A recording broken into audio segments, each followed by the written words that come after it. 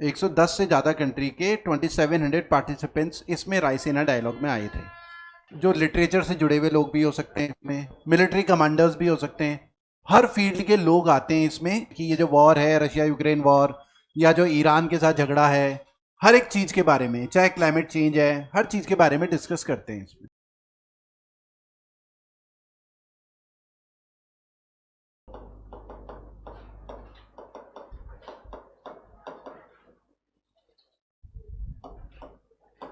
(2026) Raisina dialogue 2026 मार्च में हुआ था। रायसीना डायलॉग, और इसमें ना 1100 से ज़्यादा पार्टिसिपेंट्स थे। अरे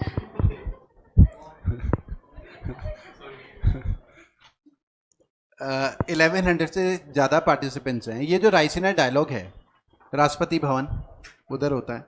एक ORF ना ऑर्गेनाइजेशन है, थिंक टैंक है बेसिकली।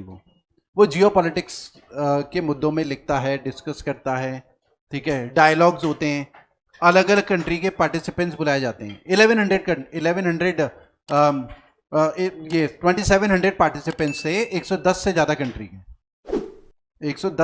कंट्री के 2700 पार्टिसिपेंट्स इसमें रायसीना डायलॉग में आए थे। इसमें अलग अलग कंट्री के पॉलिटिशियन भी हो सकते हैं, और जो लिटरेचर से जुड़े हुए लोग भी हो सकते हैं, इसमें मिलिट्री कमांडर्स भी हो सकते हैं, हर फील्ड के लोग आते हैं इसमें और अपनी बात रखते हैं रायसीना डायलॉग में। जियो पॉलिटिक्स के ऊपर डिस्कस करते हैं कि ये जो वॉर है, रशिया यूक्रेन वॉर या जो ईरान के साथ झगड़ा है, हर एक चीज़ के बारे में, चाहे क्लाइमेट चेंज है, हर चीज़ के बारे में डिस्कस करते हैं इसमें, ठीक है।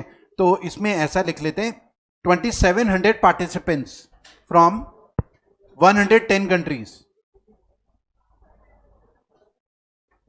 2700 participants from 110 countries.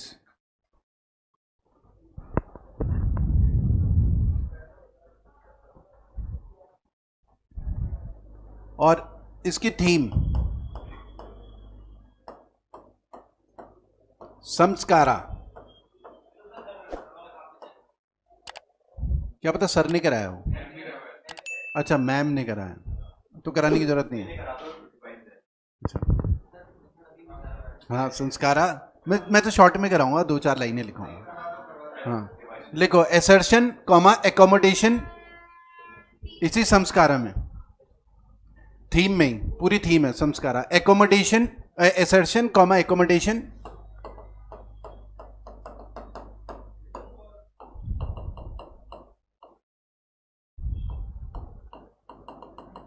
और एडवांसमेंट।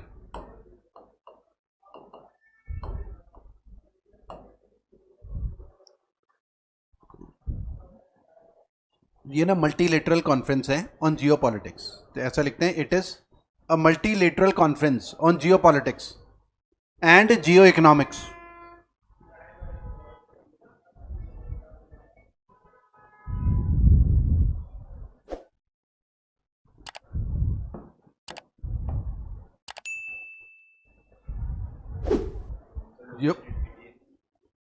हाँ हाँ, अरे दिल्ली, हाँ, जियो economics, Jio politics and Jio economics, मतलब ग्लोबल इकोनॉमिक्स में या ग्लोबल पॉलिटिक्स, ये मतलब है।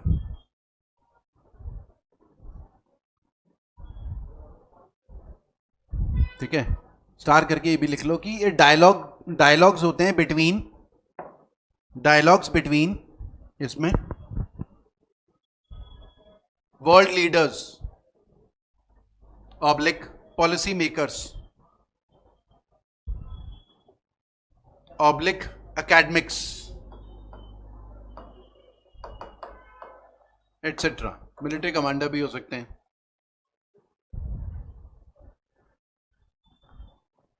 इसमें लिखते हैं it is hosted annually, Delhi में होता है ये, ठीक है। It is hosted annually by, हाँ बताता हूं, ऑब्जर्वर रिसर्च, एक थिंक टैंक है, observer research foundation,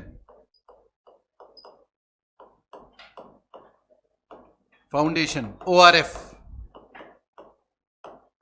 observer research foundation ORF, in partnership with observer research foundation in partnership with ministry of external affairs, ministry of external affairs मतलब government of India की,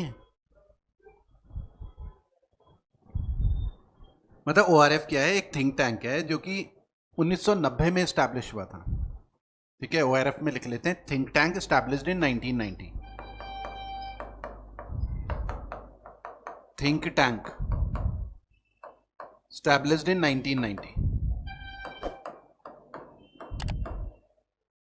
1990 इन new Delhi.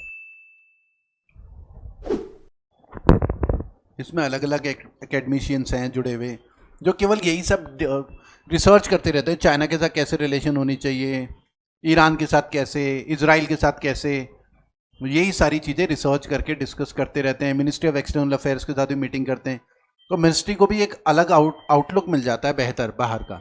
तो Indian है ये ORF, ठीक है, तो ministry को भी एक अच्छा आउटलुक मिल जाता है, तो उन्हें भी आइडिया होता है कि हाँ फॉरेन पॉलिसी कैसी कैसी होनी चाहिए, क्या क्या सुधार कर सकते हैं, क्या क्या नहीं कर सकते। फिर ये मिलके पूरी दुनिया के लोगों को बुलाते हैं, 110 से ज़्यादा कंट्री के 2700 पार्टिसिपेंट्स, तो अलग अलग मुद्दों पर डिस्कशन होता है, तो और भी नई नई चीज़ें निकल कर आती हैं। तो इनका काम है पूरा रिसर्च ही करना। और ये राइसीना डायलॉग जो है ये लॉन्च हुआ था 2016 में, तो ये भी लिख लेते हैं, Raisina dialogue was launched in 2016।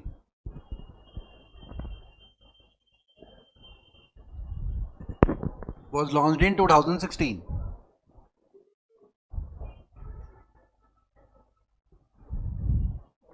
बस इसमें इतना ही लिखेंगे, बाकी तो डिटेल में कराया ही मैम ने।